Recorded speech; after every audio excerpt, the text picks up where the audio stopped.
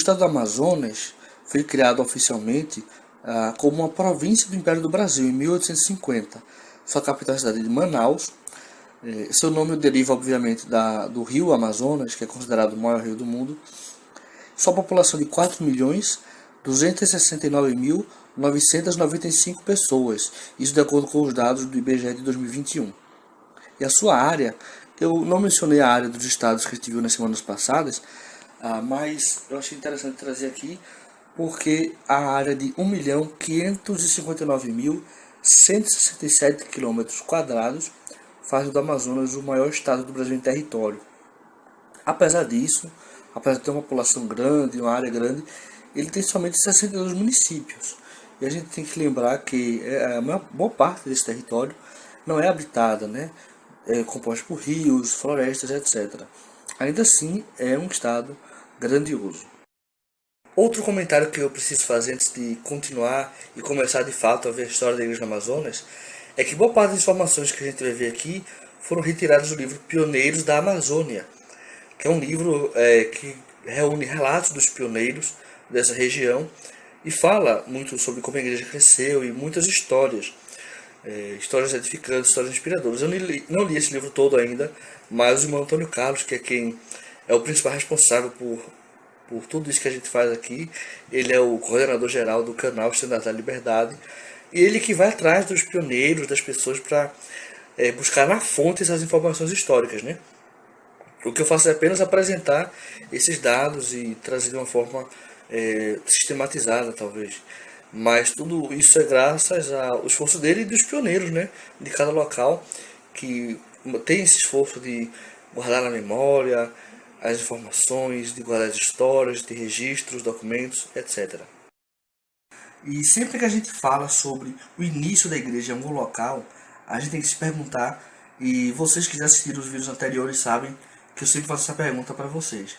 Quem chegou primeiro nesse lugar? Os membros ou os missionários? No caso de Manaus foram os membros, pessoas que já eram membros da igreja, tinham sido batizadas em outros locais e mudaram-se para Manaus, já sendo membros da igreja. Em 1975, a família Arbalo, eu espero que seja assim que se pronuncie, me perdoem se eu tiver cometido algum erro de falar mal, escrever mal algum nome, de errar em alguma data. Infelizmente eu não tenho conhecimento de todos os dados, todas as histórias, mas agradeço se vocês souberem alguma coisa e puderem comentar aí, corrigir, fazer qualquer acréscimo. Todo comentário vai ser bem-vindo. E então, em 1975, a família Arbalo mudou-se para Manaus, já sendo membros da igreja. Em 77, 2 anos depois, eles encontraram a família Roque, que já estava morando em Manaus também. E essas duas famílias juntas descobriram que mais duas famílias tinham se mudado a Manaus mais recentemente. A família Souza e a família Gonçalves. Então, essas foram as 4 primeiras famílias da igreja em Manaus: Arbalo, Roque, Souza e Gonçalves. Nessa época, a área do Amazonas pertencia à Missão Brasil Rio de Janeiro, e o presidente da missão era Hélio da Rocha Camargo, que depois se tornou o primeiro brasileiro a servir como autoridade geral. E ele, sendo a única autoridade do sacerdócio, né, diretamente ligada a essas pessoas, né, porque estava dentro da área da sua missão, ele autorizou que eles formassem um grupo, né, um grupo de membros da igreja sem ter nenhuma liderança formal, não eram membros com chamados, eram só designações simples, e eles podiam aí realizar reuniões sacramentais na casa dos próprios membros. E depois chegaram alguns jovens membros da igreja que estavam servindo na aeronáutica e passaram um tempo em Manaus. Isso aumentou, provocou um crescimento desse grupo também, ainda que fosse uma coisa temporária. Depois de mais algum tempo, em 1977, em 9 de outubro de 1977, então veja que as coisas aconteceram tudo em sequência, né? Questão de semanas, meses. O presidente Camargo autorizou a locação de um imóvel para realizar as reuniões da igreja, né? E aí foi organizado o primeiro ramo da igreja em Manaus, que não se chamou Ramo Manaus, né? Isso é uma curiosidade. Isso normalmente é regra, quase todas as cidades vocês vão ver isso, que o primeiro ramo da igreja em alguma cidade tem o nome da cidade, mas em Manaus se chamava Ramo Vitória Régia. Eu não sei se é o nome de uma rua, se é o nome de um bairro, ou em referência a que era. Vocês que são de Manaus devem saber, por favor, comentem aí por que esse ramo tem o nome Vitória Régia. Eu vou gostar de saber disso. E os batismos, como eram feitos os batismos? Era uma casa alugada, não tinha uma pia batismal, e os batismos eram feitos no Rio Negro, esse famoso rio que é um dos afluentes do Rio Amazonas. Aí eram feitos os primeiros batismos da igreja, foram feitos os primeiros batismos da igreja no Amazonas. Pouco tempo depois, né, à medida que a igreja ia crescendo, foram organizados outros ramos. O ramo Alvorada, o ramo Ajuricaba e o ramo Cidade Nova. E como é que faziam esses ramos crescerem? Como é que fazia a igreja crescer aí? Os próprios membros faziam trabalho missionário, porque não tinha missionários de tempo integral aí. Eram membros missionários mesmo. E muitas vezes acontecia assim. Os filhos, os jovens, né, crianças, adolescentes, distribuíam folhetos na cidade, falavam com as pessoas durante o dia, manhã e tarde, e à noite os pais, depois que voltavam de trabalhar, iam visitar essas pessoas que tinham sido contatadas por seus filhos, que mostravam interesse, e ensinavam a eles o Evangelho. Não ensinavam as palestras missionárias porque eles não tinham nenhum material oficial da igreja para usar como base das lições. Era tudo ensinado pelo que eles sabiam, pelo Espírito. Claro que eles mantinham alguma comunicação com a missão, mas era muito escasso o material nessa época, até nas cidades onde havia missão, onde havia ramos. E então foi assim que a igreja começou, os primeiros dias da igreja em Manaus. Vamos ver aqui algumas fotos relativas a esse período e depois a gente continua falando um pouquinho mais.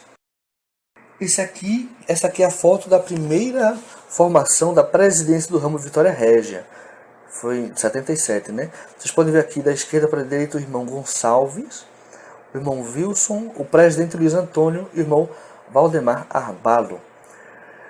Foram os primeiros membros da presidência do ramo Vitória Régia em Manaus. E é interessante que no mesmo ano de 77 foi formada uma classe do seminário aí, né? Logo quando foi criado o ramo. Vocês podem ver aí os primeiros jovens membros dessa classe do seminário. Eu imagino como esses jovens dessa época devem se sentir hoje, depois de ver tanta coisa diferente no seu estado e na igreja aí nessa região. Essa é uma foto dos primeiros membros de 77 em frente à casa que foi alugada, né, para servir como local de reuniões. Veja que já tinha muita gente, né, sendo um ramo apenas, já era bastante gente. A gente viu até aqui que a igreja tinha 4 ramos já na cidade de Manaus, que incluía já bastante gente, e eles ainda não tinham nenhum distrito, ou seja, todos esses ramos lidavam diretamente com a missão Rio de Janeiro, sem ter nenhuma outra liderança local para supervisionar esses ramos, e eles não tinham missionários de tempo integral, nem capelas. Em 1979, os membros pediram à presidente da missão que enviasse uma dupla de missionários. Para 4 ramos não tinha nenhum missionário. Por causa da distância, os custos, né? Já pensou eles ficarem viajando toda vez que tivesse transferência. E a igreja não tinha missionário suficiente também para ficar mandando para todo o país. Tem que crescer aos poucos, né?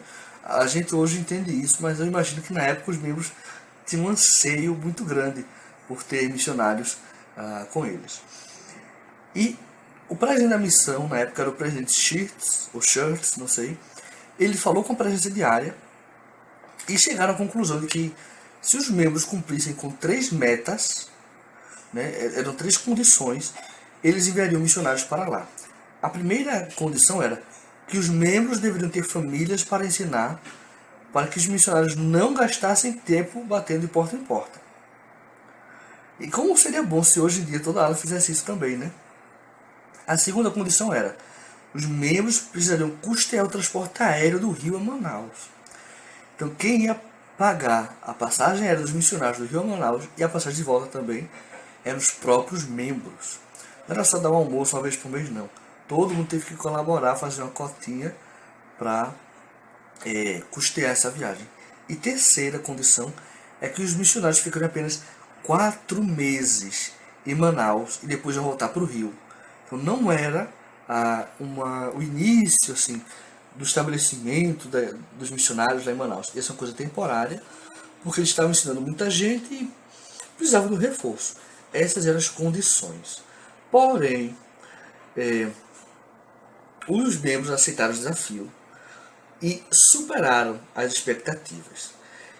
E foram enviados missionários, né, para Manaus, o Elder Carina e o Elder Mário, e depois o Elder Rosendo. E 4 meses depois, né, no final desse período que foi combinado, o presidente Schultz foi para Manaus para retirar os missionários e se reunir com os membros, né, avaliar como estava. Chegando lá, ele foi recepcionado por um coro de 30 pessoas, 30 membros. E foi apresentado a 32 pessoas que foram batizadas nesses meses anteriores, nesses 4 meses, e outras 16 pessoas que estavam preparadas para ser batizadas já. Isso comoveu o presidente, e ele deixou uma dupla de missionários lá e depois enviou mais uma dupla, né? Então, vejam como é interessante a história desses membros, né? Sempre superando expectativas, sempre surpreendendo positivamente. Isso é que faz de uma pessoa um pioneiro. É alguém que abre o caminho. Eu já falei isso outras vezes, né? Que prepara. E essas pessoas foram realmente grandes pioneiros e abriram um trabalho missionário enorme no estado do Amazonas. Então, eles permaneceram durante algum tempo sob a liderança da missão Rio de Janeiro. Depois essa missão foi dividida e passou a existir a missão Recife, que era todo o norte e nordeste do Brasil. Vejam como as missões eram grandes, né? Primeiro era Rio de Janeiro, que era o centro e norte e nordeste do Brasil todo. Depois diminuiu Recife, que era norte e nordeste apenas. E era o presidente Klein, presidente da missão Recife, que assumiu essa nova missão, que incluía Manaus, e ele passou a liderar a igreja ali. E eles não tinham a capela ainda. Vamos ver como foi que eles tiveram que se organizar para construir a capela. O presidente Klein foi lá, para Manaus, fez uma reunião com os líderes dos ramos e informou que, para dar início ao plano de construção da capela, os membros tinham que dar uma entrada de 20% do custo total, né? Então, todo o custo de compra e construção do terreno, os membros tinham que pagar do próprio bolso, 20% do valor, para poder se dar início ao plano de construção. E o presidente disse que eles poderiam cumprir isso facilmente, em 1 ano ou 2, iriam ter dinheiro suficiente para isso. O que é que os líderes dos ramos fizeram? Na mesma hora, na mesma reunião, olharam para a cara um do outro, tiraram todo o dinheiro que tinham do bolso, deram para a missão e assinaram cheques para completar o que faltava e superaram o valor mínimo necessário. E imediatamente começou a construção do templo. Já estou pulando um pouquinho a história. Da capela em Manaus. Então, em 1980 foi comprado o terreno do que seria a construção da capela do ramo Vitória Régia. Era uma capela pré-moldada, era muito comum isso nessa época, né? Foi dedicada em 1981 e o presidente Orlando Lemos, que era conselheiro do presidente Klein, da missão Recife, era o responsável por supervisionar Manaus e outras regiões, né? Todo o norte do Brasil. O irmão Orlando Lemos foi um pioneiro de toda essa região do norte e nordeste. Em 81 foi formado o distrito Manaus. E em 88, a primeira estaca de Manaus. Eu vejo que tudo foi uma sequência. Nunca pararam de crescer, de progredir. A igreja é assim, né? É aquela pedra cortada de uma montanha, sem auxílio de mãos, que não para de rolar, de crescer e de encher a terra. Essa aqui é a primeira presidência, né, da estaca Manaus Brasil. Foi organizada em 88. Vocês podem ver no centro o presidente Contier, que era o presidente da estaca, à direita o presidente Wilson Santiago, que é um dos primeiros pioneiros, ele está lá no primeiro ramo também. E depois à esquerda o presidente Francisco Regni. Eu espero que seja assim que se pronuncie. E continuando um pouco com essa saga, né, de Manaus passar das mãos de uma missão para outra, depois da missão Rio de Janeiro, depois da missão Recife, foi a vez da missão Brasília. E o presidente era Demar Stanícia. Agora eu sei falar direito o nome dele. Quando eu fiz o vídeo do Acre, eu errei a pronúncia do nome dele. E depois o presidente Paulo Renato Grau. E por fim, foi organizada a Missão Manaus em 1990. Não foi tanto tempo assim de diferença, né? Sendo que em 81 foi organizado o distrito, em 88 foi organizada a Estaca Manaus. Então a missão em 90 não foi muito tarde. E o primeiro presidente foi Cláudio Costa, que depois se tornou autoridade geral, né? Até recentemente ele era autoridade geral. E ele foi um grande missionário da igreja no Amazonas, né? na Amazônia como um todo, porque essa missão cobria todo o norte, toda a região norte do Brasil. Em 91, né, o presidente Wilson Santiago, que era o presidente da Estaca Manaus, começou a questionar por que os membros não iam para o templo, fazer um caminho de barco a Porto Velho e depois de ônibus até São Paulo. Os membros sabiam que isso era muito difícil, mas acabaram aceitando. Eles sabiam que era difícil por causa da distância, dos custos, dos perigos físicos, geográficos, né, de ter acidentes, tanto na viagem de barco quanto de ônibus. E realmente aconteceram coisas assim, né, mas os membros foram fiéis e perseveraram. Essa história já é muito conhecida por todos, mas não é ruim lembrar que em 92 eles começaram os preparativos. Muitos venderam suas casas, venderam as coisas que tinham dentro da casa, venderam, se desfizeram de poupanças, de materiais que tinham comprado para construir sua casa. Muitos perderam empregos para poder ter tempo de viajar, né? Para não deixar o templo de lado, porque o templo era a prioridade suprema em suas vidas. E em 25 de novembro de 1992, de 8h30 da manhã, eles saíram no pequeno barco para do Porto de Manaus. Eram 102 pessoas. Eles se encontraram depois com outros membros do Acre, em Rondônia, e aí continuaram de ônibus até São Paulo. Teve uma criança que foi batizada na Praia do Dourado, porque ela completou 8 anos ali no meio do caminho e não quis esperar, e foi batizada ali nesse mesmo momento. Seu pai fez o batismo. Essa viagem teve um problema de abastecimento de água, porque a água que tinham levado acabou, mesmo eles tendo feito um plano de racionamento, a água acabou, ainda faltando alguns dias para chegar no final, mas eles foram abençoados com uma chuva, que foi suficiente para que eles enchessem os reservatórios e pudessem todos ter água para beber até o final da viagem. Outra coisa interessante é que isso tudo foi ainda durante a viagem de barco. Quando eles fizeram a viagem de ônibus, foi ainda mais difícil que a viagem de barco, porque as estradas eram péssimas. Hoje, se as estradas, vocês imaginem, nos anos 90, começo dos anos 90, né, como eram essas estradas.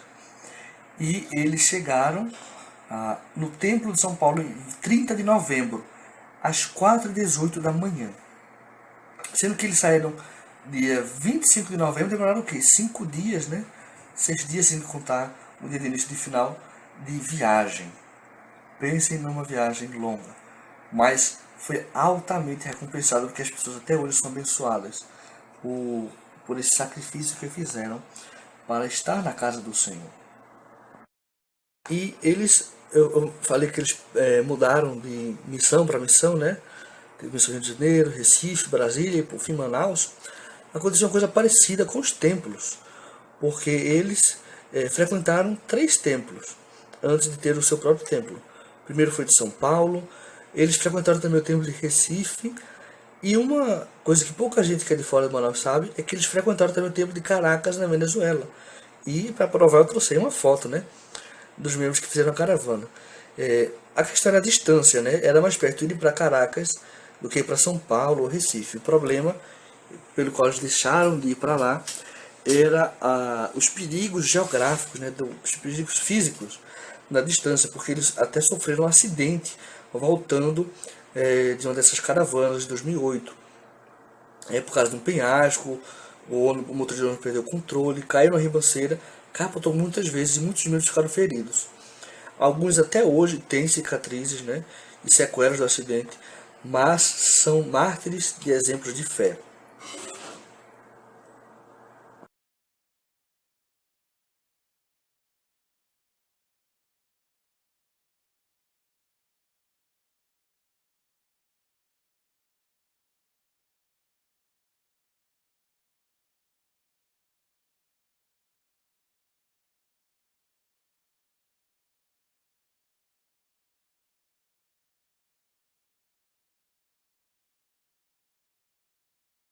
Por fim, vamos falar um pouquinho sobre o Templo de Manaus. Ele foi anunciado sua construção em 23 de maio de 2007. Foi por meio de uma carta da primeira presidência. Hoje em dia é basicamente só através de conferências gerais. Em 2008, o presidente Thomas S. Monson definiu isso, né, que todo anúncio de templo seria feito em conferência geral. Nessa época, maio de 2007, o presidente Hinckley ainda era o presidente da igreja. A abertura da terra e dedicação do terreno foi feita em 20 de junho de 2008 por Charles Didier, que era o presidente da área na época.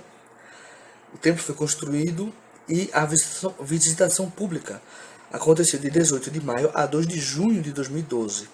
E em 10 de junho de 2012 foi feita a dedicação do templo pelo presidente Dieter F. Uchtdorf. No dia 9, né, na véspera, teve uma celebração cultural belíssima, onde foi apresentada a cultura e a história da igreja na região do Amazonas. Né? Então, foi assim que encerrou essa parte da história de peregrinação de um tempo para outro, e agora os membros teriam seu próprio templo, onde adorar o Senhor e fazer as ordenanças de salvação. Aqui podemos ver, né, algumas das autoridades presentes na dedicação do Templo de Manaus. O presidente Uchtdorf, sua esposa, o Lequentel Cook, sua esposa, e a presidência do Templo de Manaus, juntamente com a diretoria, né, o presidente, seus conselheiros, a diretora e suas assistentes. Queridos amigos e irmãos, eu espero que vocês tenham gostado, aprendido alguma coisa sobre a história da igreja no Amazonas. Se tiver algum comentário, alguma outra dúvida, alguma sugestão, correção, qualquer coisa, pode deixar aí nos comentários, que eu vou ler com o maior prazer. Pode também nos procurar através de outros meios de contato, que com toda a abertura do mundo vou receber as sugestões de vocês. Se gostaram, compartilhem com seus amigos, se não gostarem, com os seus inimigos. Mas eu acho que todo mundo só tem amigo aqui. Envie esse vídeo para outras pessoas, assistam os vídeos anteriores e os próximos também, não percam, porque a gente tem muita coisa boa para aprender com as lições dos pioneiros. Tudo isso fortalece a nossa fé, a gente sente espírito, a gente renova um pouco nossa determinação em seguir ao Senhor. Muito obrigado e até a próxima.